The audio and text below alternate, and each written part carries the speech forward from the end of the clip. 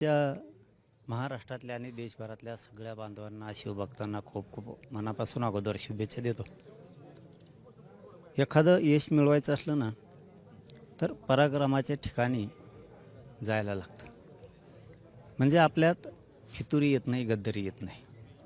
आणि ही माती इतकी तेजस्वी आहे. ही कंपाळी लागल्याच्या नंतर माणसाला गद्दारीचं, फितुरीचं कधी बुद्धीला पण शिवत नाही आणि यश संपादन करतो.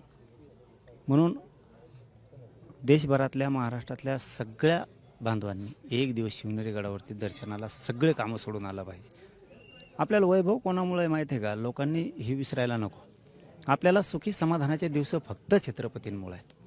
त्या छत्रपतींच्या गडावरती, शिवनेरी गडावरती, या पवित्र गडावरती आपण एक दिवस येऊ नये दर्शनाला सगळ्यांनी सहकुटुंब.